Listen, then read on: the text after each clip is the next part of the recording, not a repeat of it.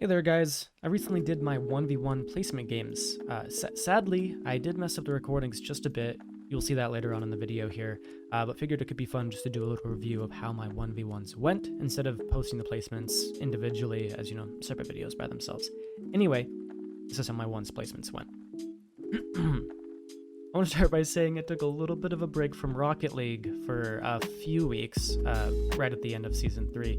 Bad idea. I feel like that is the reason for how I was playing. Bad excuse, but hey, I'll take what I can get.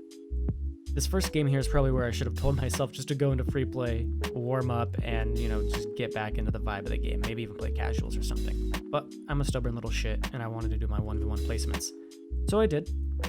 As much as I do regret doing this, I also don't regret doing it, because in losing games in Rocket League, you tend to learn a lot more. For example, here in the first game, I was just missing little things, easy things to fix, and like my kickoffs were definitely rusty. And I knew this, and I could see this while playing. I thought that was really cool that I could actually see this, see what I was doing wrong during the game. Sadly, I wasn't really able to adjust it or fix it in any way, but I could still see it. So that's cool, right? Is that helpful? I don't know if that's helpful, but I mean, just a little observation. Maybe in the future it will help. Also, while you're playing ones, you want to make sure you have a good headspace, a good mental fortitude, just like a good general mindset when you're going into the games, because if you're going to be getting tilted because you're getting scored on, then that's not going to help you improve at all. You're just going to be upset for something that's going to happen anyway. You have to be okay with getting scored on, and you have to be okay with, self-criticism, accepting the fact that you suck at Rocket League. Because we all suck at Rocket League, and you'll always feel like you suck at Rocket League, regardless of your rank. There's always going to be people playing better than you on a certain day, and even if you hit your dream rank, like me for hitting Champ 1, I still feel like I'm trash. I hit Champ 3, still feel like I'm trash. I'm sure when I hit Grand Champ, or even Supersonic Legend, I still will probably feel like I suck at the game. Which will probably be true. I probably will still suck at the game. Either way, you have to be okay with sucking at the game. You can't let yourself get into your head, because it's going to make you play worse. Just enjoy the game. That's what you really have to do. And if you don't feel like you're enjoying the game, you feel like you're making too many mistakes, you could take the opposite approach of looking at your mistakes and improving on them. You could actually go back into the game and look at what you think you did well, some good plays that you made, and trying to focus on the positive. That's what 1v1s are really good for. You can really zone in on exactly what you're doing great, what you're doing bad, and it's a very good playlist to be focusing on yourself. And that's why it's one of my favorite playlists, is because I love being able to A, see my improvement, and B, seeing me make some really clean shots. Like, it always feels good when it's in a 1v1 and you hit a 6 ceiling shot or a nice air dribble, or even something simple like you just kind of tap the ball around them in a really nice predictive manner, or get a good fake off. It's one of the most inspirational playlists in my mind, because it's literally just you, your opponent, and the ball. And I think it's something wonderful. I know a lot of people hate it. Not enough people play ones. But I mean, I highly recommend ones to anyone. It's a great playlist. All right, enough ranting. I just really enjoy ones. But we're getting close to the end of the first game here. You're probably wondering, he's doing pretty good. It's been neck and neck the whole time. What's so bad about this? But you'll notice very quickly over the next few goals that are going to happen here, how quickly you can lose an advantage or a lead in Rocket League, in ones especially. So you always want to really be at your 100%.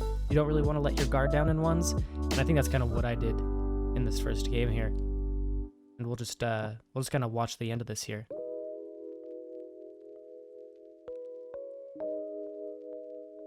Anyway, game 1 was kind of sus, kind of bad, kind of weird in there. So we're kind of starting off with a loss. That happens. It happens. You just kind of have to reset, move forward.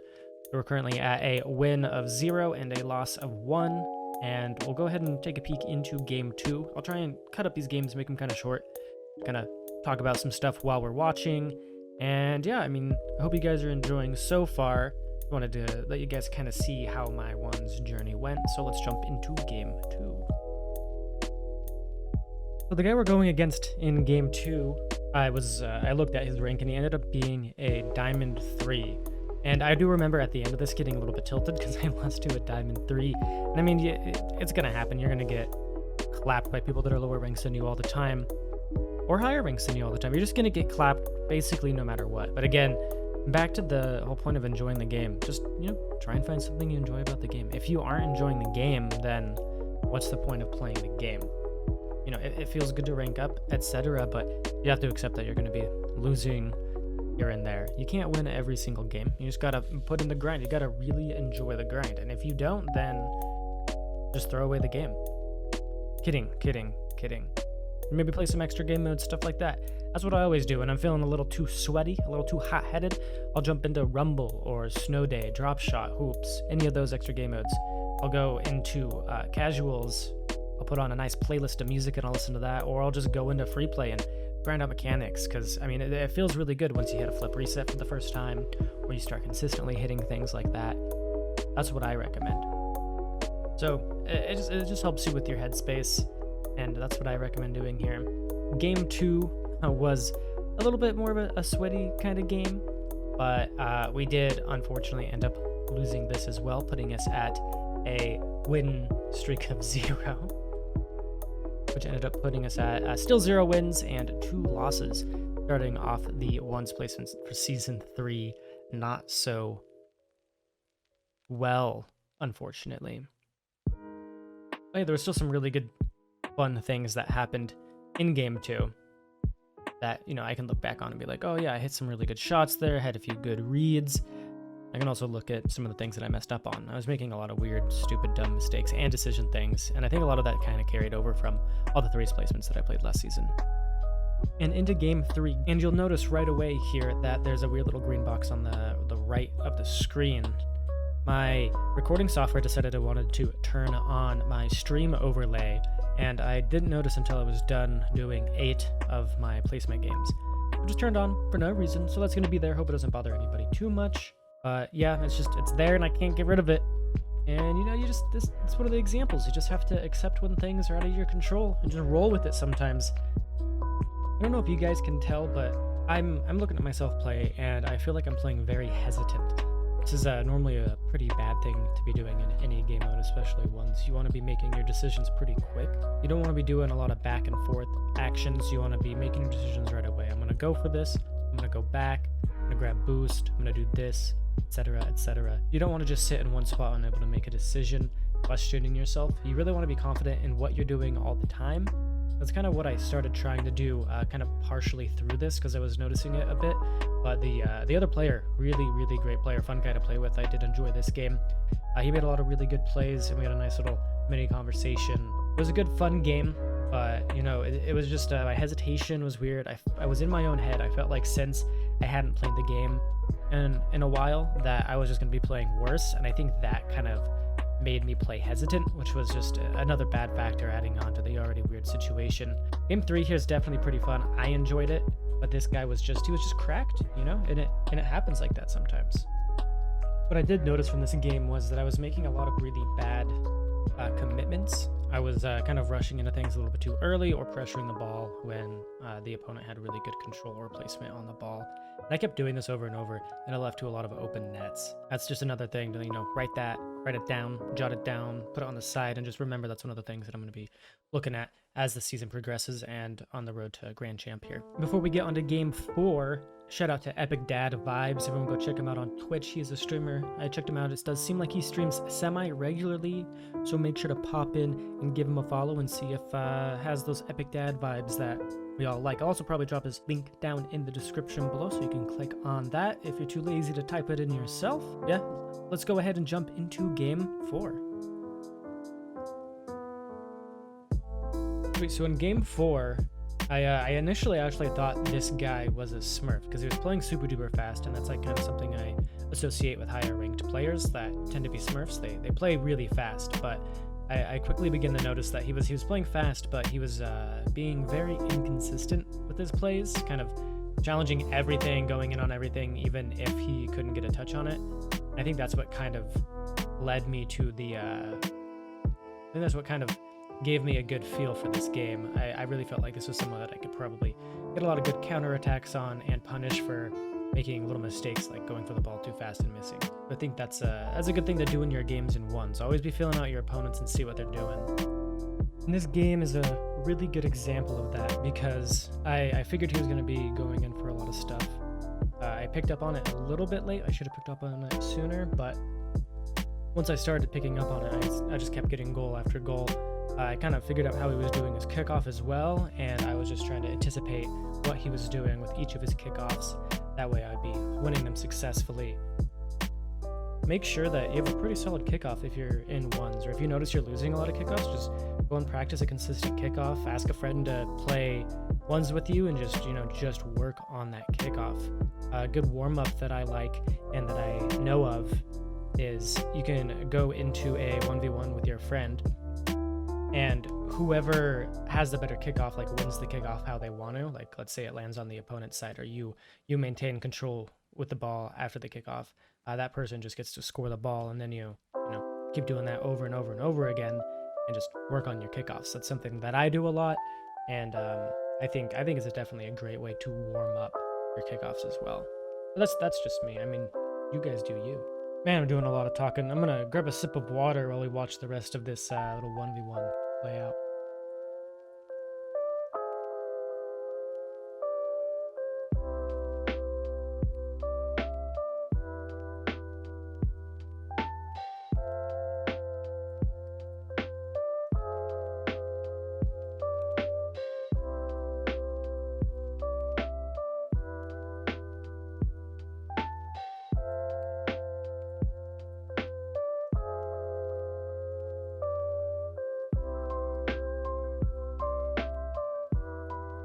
So it was right about game 5 where I started to feel warm. I don't know if it's just me or if any of you feel this way too, but I feel like it takes me a good 30 minutes, sometimes 45 minutes, sometimes an hour to actually feel truly warmed up. But anyway, I'm a huge advocate for warming up, not only because you don't want to injure yourself while playing Rocket League, but because it will help you be more consistent. And you can't miss a bunch of Rocket League because you got a thumb injury because you didn't warm up. You didn't do your thumb stretches. But warming up will also give you some time outside of games to work on things that maybe you wouldn't be able to normally work on inside of a game. For example, hitting flip resets or sailing shots. You don't always get a chance to set one of those up every single game. Sometimes maybe you'll get 1 or 2 chances every other game. But if you warm up, you can practice that a good 40, 50 times before moving on to something else. I think it's a great way to get a little bit of extra practice in before playing some competitive playlists. So I recommend doing it. But hey, you do you, and if you don't want to suck, then warm up. And if you guys would like a quick idea of what I do to warm up, I start in free play. Yes, free play, I know. And I just drive around, do flip cancels, jump off the wall, wave dashes, those sorts of things, all before I even actually touch the ball. And I know you all want to touch the ball, we all want to touch the ball, we need to touch the ball, but after that, then I can touch the ball. Then I work on some fun mechanics, stuff I wish I could do, like double touches, flip resets, things like that. And then after I've done a little bit of that, I finally make my way over to the training pack area, and I do some of my favorite training packs. I work on power, accuracy, and just general consistency, and I think that's a really great way to warm up.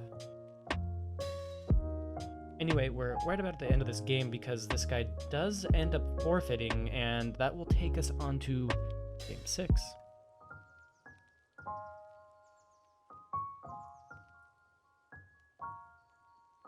Now, since I had finally, gotten warm, started to feel it, Rocket League, which was nice. I felt like I was slumping, but then I started to feel it again, that spark.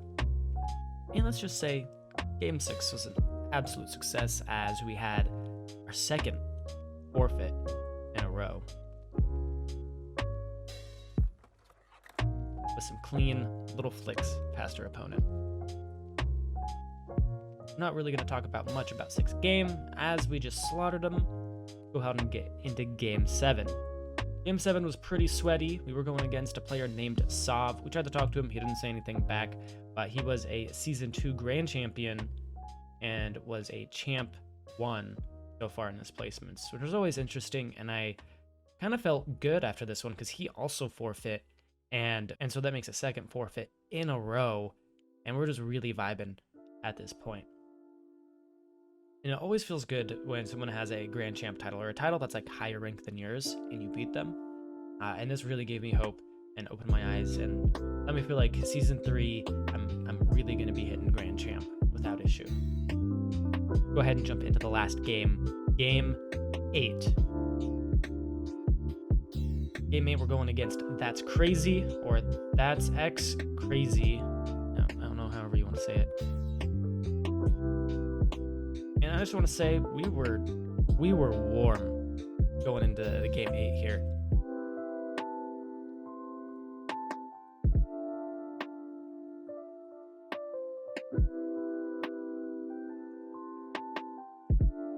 Made some good plays, had some good offensive pressure, and well, we clapped and we got another forfeit. 3 forfeits in a row, leaving 2 more placements left to be done. And those are going to be shown in my Road to Grand Champ series that is going to be coming out either this week or next week. And I am super duper stoked. I hope you guys are stoked. Assuming you already know where we're going to be placing. But tune into that to see where we do end up placing. That's going to be my placements video, guys. I hope you enjoyed. I can't believe we ended with 3 forfeits in a row. Kind of did bad right away, but it happens, and you can't let yourself get beat down by this game. You can't. It's easy to let it happen, but you got to stay positive in your head. You're getting tilted, take a little bit of a break, jump back into it, and get back on that grind, guys. I hope everyone had good luck with their placements and is enjoying Season 3. I know I have been enjoying it, and I'll see you guys in the next video. Peace.